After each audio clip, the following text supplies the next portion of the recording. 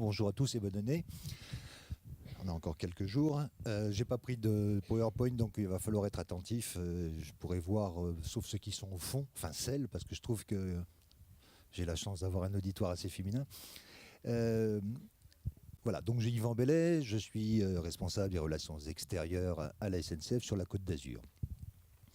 Mon parcours en 2 mots, depuis, bon, j'ai fait de l'hôtellerie, j'ai été directeur commercial du parc des Expos de Toulouse, j'ai été directeur commercial des bus de Nice quand il s'appelait encore Sunbus il y a 20 ans. Je suis rentré à la SNCF en septembre 2000 comme chef de projet billettique. J'ai été directeur des ventes sur Amiens, j'ai été directeur des ventes, ça regroupe ce qu'on appelle chez nous dirigeant d'unité opérationnelle. Donc en gros, j'encadrais les vendeurs. Ensuite, je suis parti à Paris m'occuper des outils de communication sûreté, notamment le 3117.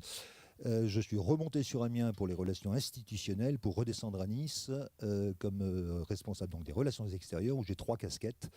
Une casquette communication externe, relations presse. Une casquette communication institutionnelle, plutôt les élus et leaders d'opinion, et une casquette communication interne.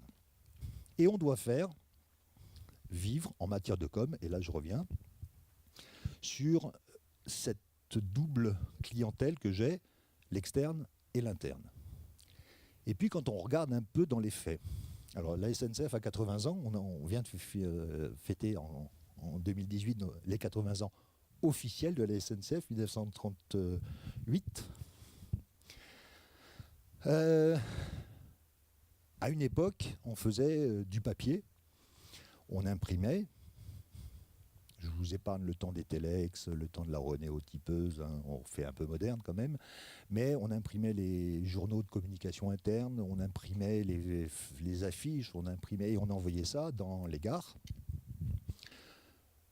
La SNCF, c'est 3000 gares en France, 30 000 km de voies, donc on est quand même très diffus. C'est très facile de communiquer.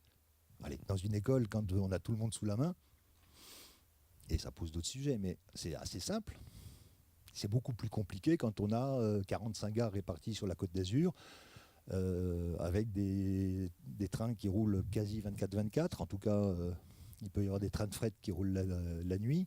Pas chez nous parce qu'on fait des travaux, mais ça roule quand même un peu. Avec du personnel qui travaille en 2, voire en 3-8, selon les postes. Il y a des postes d'aiguillage où les personnels sont là en 3-8. Voilà, donc on n'a pas en permanence nos agents sous la main pour communiquer. On a plus de 120 métiers.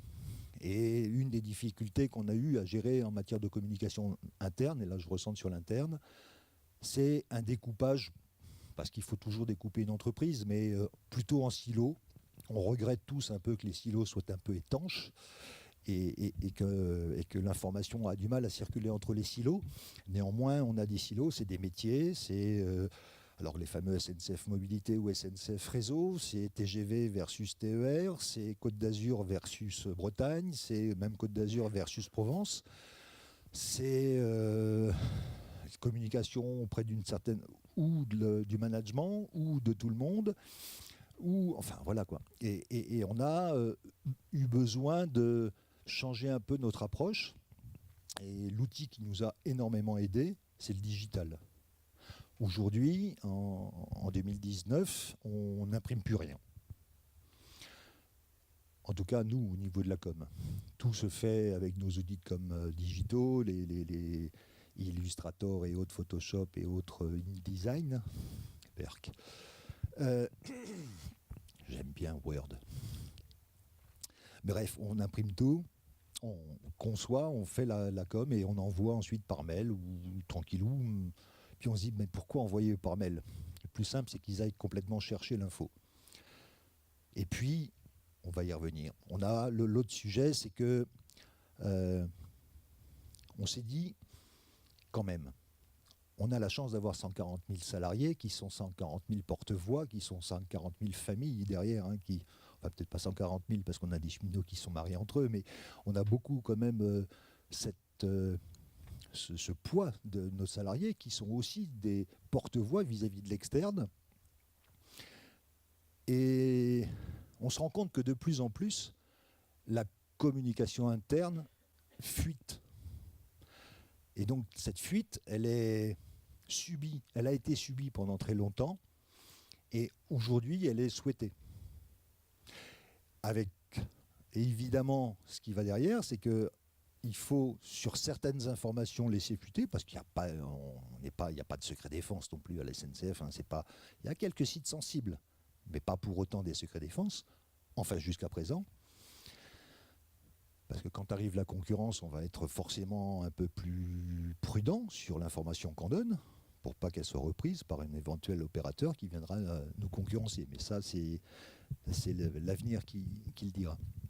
Donc on a décidé, en fait, de créer, je le fais simple, un site internet qui s'appelle Les Infos, qui est composé comme un magazine, comme un web magazine, où tous les métiers peuvent communiquer, et c'est découpé par région, par métier, vous pouvez vous abonner parce que vous êtes au service communication, alors vous allez plutôt vous abonner à la com de tous les métiers, ou à la com d'une partie du métier ou d'une région. Et vous allez vous créer votre propre magazine en fonction de vos centres d'intérêt. Comme on sait en plus que cette information est probablement en train de fuiter, on se dit on va la donner carrément à l'externe. Mais on dit quand même, on voudrait que nos agents puissent avoir un petit temps de perso. Enfin, voilà, c'est bien que ça fuite, voilà, on est transparent. On est une des entreprises les plus transparentes en France, en tout cas. Et donc, on a décidé qu'avec un mot de passe qui est propre à chaque agent, l'externe, lui, il a l'info brute, point barre. Il ne peut pas discuter, il ne peut pas donner ses commentaires, il ne peut pas dialoguer sur l'article. Mais si vous vous inscrivez avec votre mot de passe, ça devient vraiment un outil de com interne, et on commence ensuite à discuter entre nous, ou à poser une question à son manager, ou à poser une question, voire même à notre président. Donc l'outil Les Infos est pour moi l'aboutissement de la com interne et de toute la réflexion qui a été depuis des années faite sur la com interne.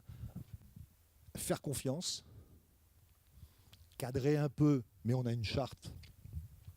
Et donc qui dit que voilà, sur les réseaux sociaux, sur les sites internet, vous avez le droit de tout dire à partir du moment où ça ne révèle pas de secret et que vous le dites en des termes choisis et bien élevés.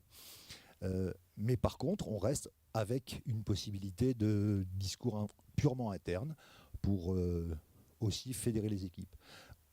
Je suis à la com depuis effectivement 3-4 ans, mais ce qui m'a bluffé, c'est cette confiance que fait l'entreprise, avec une population très hétéroclite, avec une population d'agents d'exécution et de cadres supérieurs. Quand on regarde Twitter, on nous incite à aller sur Twitter. Et je crois que la SNCF est une des communautés les plus importantes sur les réseaux sociaux. De plus en plus, vous avez votre contrôleur qui est dans le train et qui peut même tweeter les événements qui arrivent dans son train, ce qui peut être aussi un élément d'information auprès de ses passagers. Vous avez les pages Facebook en quantité, et probablement très prochainement chez nous. Vous avez des Yammer, que vous connaissez peut-être Yammer, en tout cas c'est un Facebook, mais plutôt d'entreprise. Et donc on est on utilise énormément Facebook, le troisième, Yammer, pour pouvoir communiquer en interne. On gagne du temps, c'est immédiat, les gens sont abonnés, ils vont à l'info. Il y a parfois des petits mails qui vous alertent en disant tiens, il y a une nouvelle publication qui est faite, allez regarder donc ce qui se passe. Et c'est très écolo aussi, puisque de toute façon, on n'imprime plus rien.